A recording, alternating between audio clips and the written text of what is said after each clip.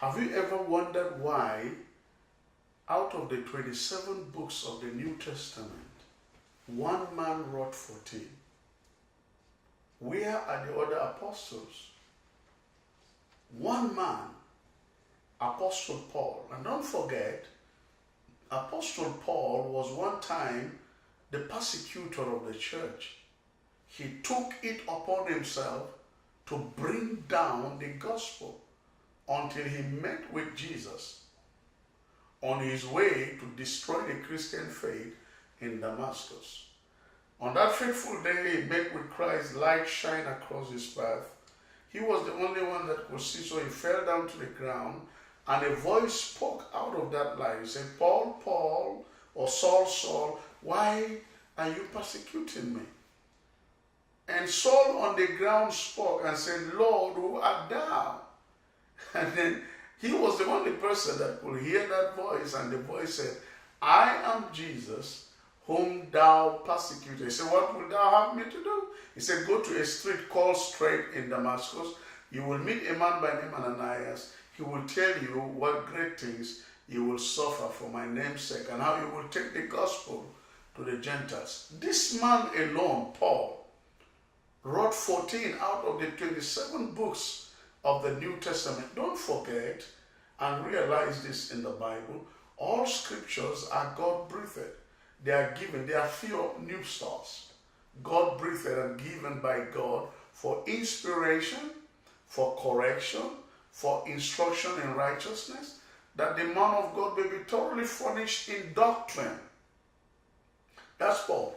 Whenever correct doctrine is given, it brings transformation. And doctrine are the set standards of God through his word for his people.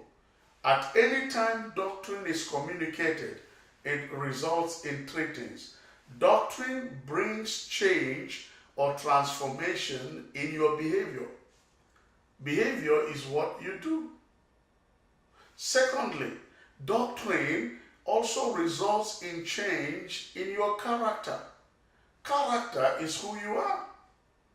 And lastly, doctrine brings forth a change in your destiny. And destiny is where you go. Now, in the life of Paul, there are some secrets I discovered that made him a great transformational leader. These three things are: number one, he admitted. What did he admit? He admitted his present status as a persecutor, and he realized he needs a change.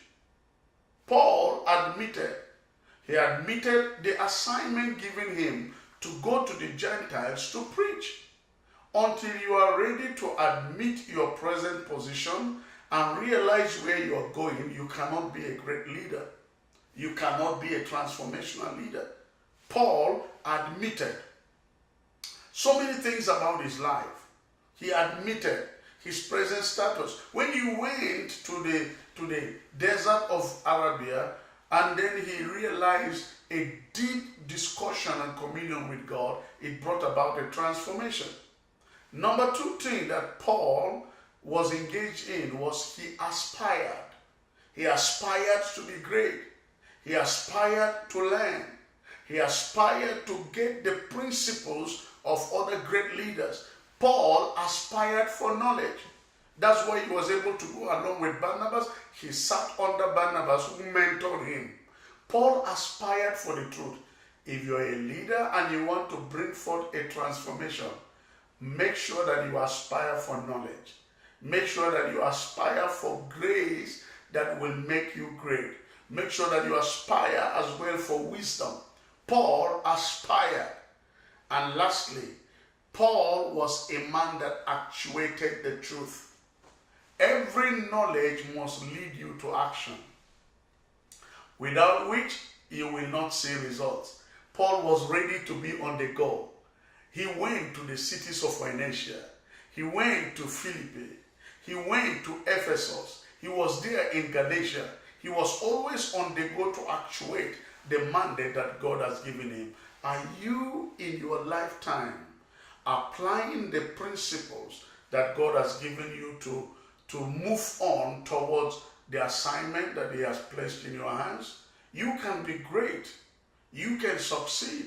You can make it in life. It's possible. All you need to do is to employ these three things. And they are very important. Admit, aspire, and actuate. May God bless you as we get ready to rejoice in His presence. By the way, were you able to subscribe to this video? Please do. And go through this series, because this is the 4th series in this teaching, so that your life can get blessed. See you on top.